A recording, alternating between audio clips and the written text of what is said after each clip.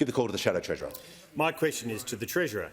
The Treasurer has said, quote, "The reason why we support fuel excise relief, we want to see people under less pressure at the bowser.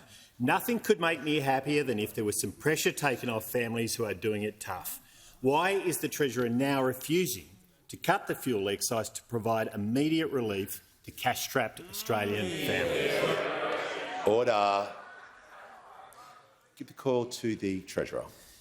Mr Speaker, the first point that I would make is if the Shadow Treasurer cared about the cost of living, he wouldn't be the first Shadow Treasurer in living memory to take to an election a policy to increase income taxes on every single Australian taxpayer. That's the first and most obvious point, Mr Speaker. Now, in relation to petrol,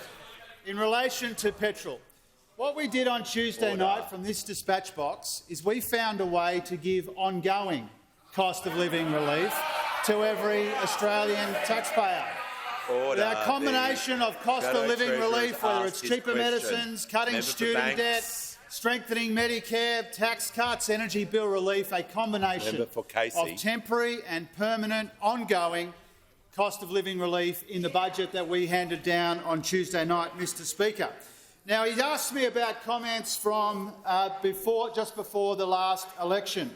And that's a very welcome opportunity, Mr Speaker, to tell the House that when during the week of the last budget of those opposite, on the eve of the last election, petrol prices in Sydney were $2.15 a litre. They're now $1.95 a litre. Petrol prices in Canberra, $2.08 before the last election, $1.92 now. $2.15 in Melbourne before the last election, $1.70 now. $2.17 in Brisbane before the last election, $1.93 now. $2.18 in Adelaide before the last election, $1.82 now. $2.03 before the last election in Perth, $1.75 now. $2.09 in Darwin before the last election, $1.81 now.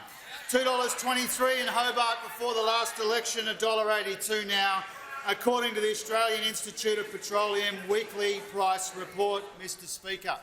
Now, we have found a much more effective way to help Australians with the cost of living. And the key difference between our cost of living package and what those opposite have come up with on the back of a coaster in the last couple of days, Mr Speaker, is we will provide ongoing cost of living help to every Australian taxpayer. And not only do they oppose that, Mr Speaker, not only did they vote against that in the House and in the Senate yesterday, Mr Speaker, but quite bizarrely, unusually in historical terms, the Shadow Treasurer was asked this morning, will he legislate to increase taxes on all 14 million Australian taxpayers, and he said absolutely he would. And as the Prime Minister has pointed out, the difference between this side and that side, Prime Minister asked would he increase the minimum wage, he said absolutely. Those opposite asked will they jack up taxes for every working taxpayer in this country, and they said absolutely, and that goes right to the difference.